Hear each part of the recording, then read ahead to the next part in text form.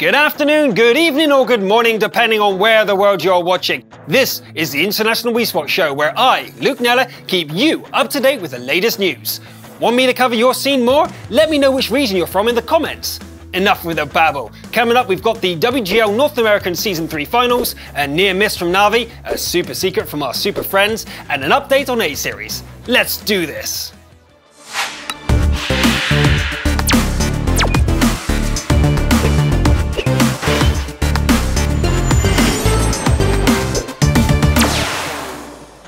Season 3 of the Wargaming.net League North America has concluded its online playoff stage with 2 undefeated teams. Yes, 2! Wait, this is no surprise, as America's World Cyber Games representative Fulcrum Gaming and first and second season second place Simp are yet again going to the finals of WGL North America as the favourites. So this weekend on the 8th and 9th of February at the Folsom Street Foundry in San Francisco, California, the third season offline finals will take place. It's free entry, with a chance to meet your favourite team and of course experience live tank-on-tank action. The other teams should not be forgotten. The Cunninghams nearly brought down Simp, and Top Tier only lost against Fulcrum. Not to mention #RU, Hammer Time, Simple Tankers and the Googly Bobbers, who got to the finals fair and square. Remember, the leagues have also had a rename. Gold is the old Pro League, Silver was formerly the Major League, and Bronze was the Minor. Just a reminder, there's always something going on at your skill level, so get involved. And if you've never hung out with your pros outside of the scene, why not start with this video starring Soviet from Fulcrum Gaming. Engage. Full speed.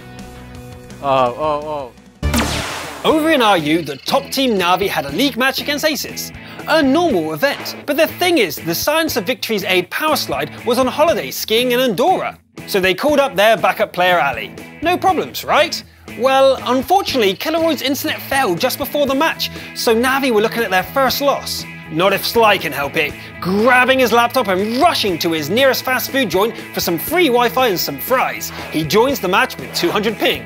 The battles were close, ending the set at 3-2. But who were keeping Na'Vi from faltering? Well, what do you know? 200 ping, fast food power slide had almost the same damage as Strike. Nicely done, Na'Vi, and it shows what a true pro will do to win. In other news, Strike also released this short on their YouTube channel. As usual, I've dropped a link in the description below, plus a bonus one. Did you wonder what went into the super planning before the Asian Team PvP Super Friends victory at the Season 2 finals? Well, they give us a glimpse into their inner working with this secret video. Unfortunately, it's not in English, but you know it's good. In Europe, A-Series is going strong with the current league midway through Season 5. EU's Pro League Season 4 team Wusa played in the first week, but for whatever reason decided not to continue. However, Finnish team Freefall, although missing their first week, have continued playing and are currently undefeated. It's a challenge to beat them that you must surely want to take.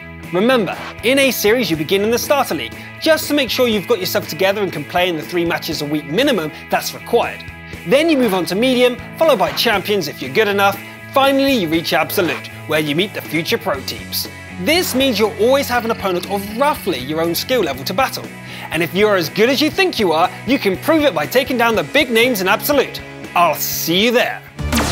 Ending this episode is a pro tip from Insidious Gaming's Death Skies on the Chinese Heavy the 110. Remember, not all pros agree with the Science of Victory's Power Slide. Why not like and share this video if you've enjoyed it? And don't forget to let me know in the comments what region you're from, what pros you want a pro talk from, and any topic you want a pro tip on.